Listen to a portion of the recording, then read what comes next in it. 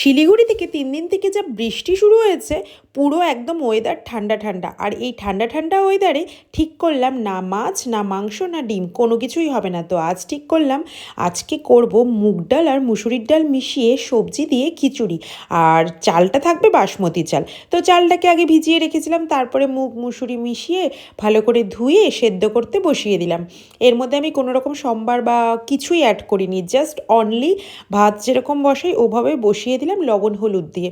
তো ঢেকে দিলাম। থালার মধ্যে সব রকম সবজি কেটে রেখে দিয়েছি, ফুলকপি, মিষ্টি কুমড়ো, টমেটো, আলু, তারপরে গাজর আর পেঁপে।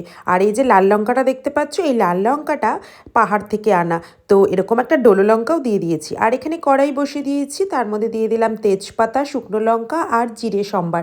তারপরে একে একে সব রকম সবজি দিয়ে দিলাম, দিয়ে একটু নাড়াচাড়া করে নিয়ে তারপর আমি এর মধ্যে অ্যাড করে দেব লবণ আর হলুদ। আর লবণ হলুদ দিয়েও আরেকটু ভালো করে নাড়াচাড়া করে নিলাম। এরপর এর মধ্যে আমি দিয়ে দিলাম আদা কুচি, তারপরে এর মধ্যে আমি দিয়ে দিলাম টমেটো। এবার ভালো মতো আর একটু সুন্দর মতো নেড়ে চেড়ে একটু ধনে গুঁড়ো আর একটু জিরা গুঁড়ো অ্যাড করে দিলাম। তারপরে আবার সেই একই একটু ভালো মতো নাড়াচাড়া করে নিচ্ছি। আর ওই পাশে তো আমার খিচুড়ি মোটামুটি রেডি হচ্ছেই, মানে সেদ্ধ মোটামুটি হয়েই গেছে।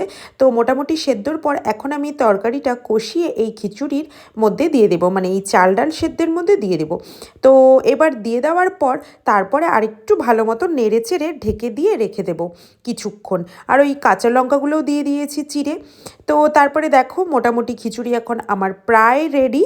তো আর এপাশে আমি এখন বসিয়ে দিয়েছি ফুলকপির পকোড়া, আর এখানে খিচুড়ির ওপরে 1 চামচ ঘি দিয়ে দিলাম। বৃষ্টির দিনে এরকম খিচুড়ি হলে কীরকম জমে যায় বলো তো তোমরা। তো যাই হোক, খিচুড়ি যখন রেডি আর খাওয়ার জন্য ওয়েট করবো কেন। আর এইখানটায় কফির পকোড়াটাও রেডি।